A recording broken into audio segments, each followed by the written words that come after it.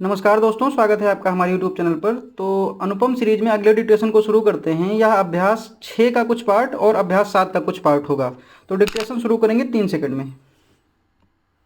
किसी भी योजना या कार्यक्रम की सफलता इस बात पर निर्भर करती है कि जनता का उसमें कितना विश्वास है और कहाँ तक उसका सहयोग और समर्थन मिल रहा है। इसी उद्देश्य से वर्तमान सरकार द्वारा ग्राम प्रधानों और ब्लॉक प्रमुखों के चुनाव जो एक लंबी अवधि से किन्हीं कारणों से नहीं हो पाए थे, कराए गए।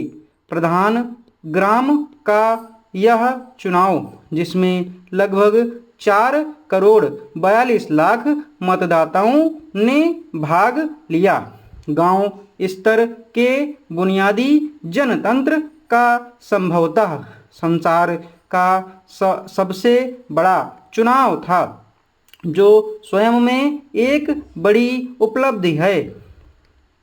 ग्रामीण जनता की खुशहाली और ग्रामीण अर्थव्यवस्था को सुदृढ़ बनाने के उद्देश्य से 20 सूत्रीय कार्यक्रम और विशेष रूप से एकीकृत ग्राम्य विकास योजना की सफलता के लिए वर्तमान सरकार ने इन योजनाओं में ग्राम प्रधानों का सक्रिय सहयोग प्राप्त करने का निर्णय लिया तथा इन योजनाओं का लाभ पात्र और जरूरतमंद लोगों को मिले, यह सुनिश्चित करने के लिए शासन द्वारा यह निर्णय लिया गया है कि एकीकृत ग्राम विकास योजनाओं के लिए सही लाभार्थियों का चयन गांव सभाओं की खुली बैठकों में किया जाए।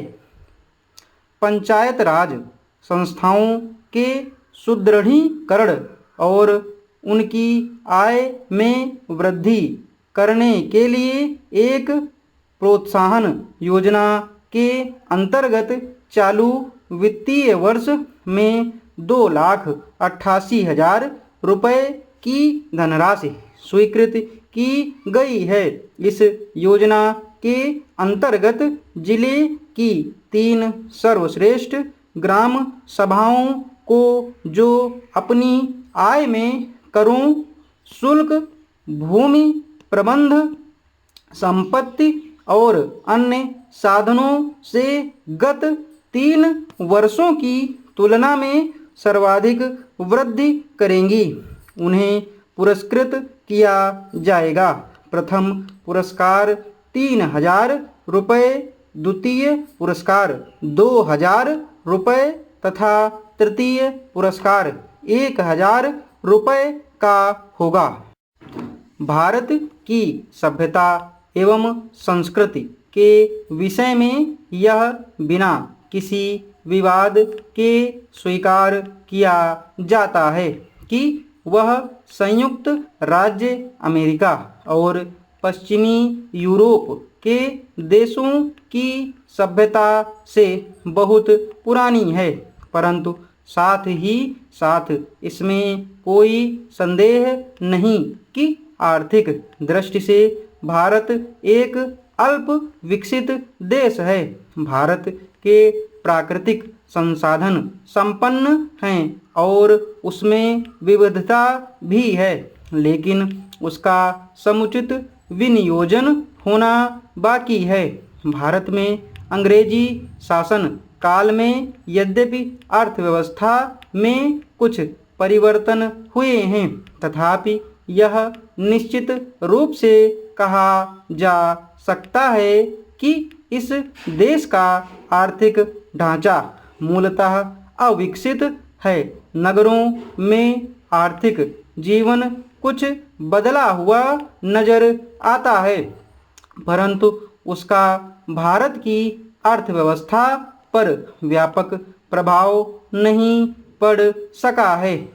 डी के रांगेड़ेकर के अनुसार भारतीय अर्थव्यवस्था के स्वरूप का अनुमान कुछ वृहद उद्योगों अथवा बम्बई, कलकत्ता, मद्रास या दिल्ली के व्यापारिक जीवन से नहीं लगाया जा सकता। इस डिक्टेशन में लगभग 418 शब्द थे और 5 मिनट में ख़त्म किया गया है, तो स्पीड लगभग 85 की रही है। इस डिक्टेशन की पीडीएफ आपको हमारे टेलीग्राम चैनल से मिल जाएगी। टेलीग्राम चैनल का लिंक डिस्क्रिप्शन बॉक्स में पड़ा हुआ है या कमेंट बॉक्स में पिन कर देंगे। धन्यवाद।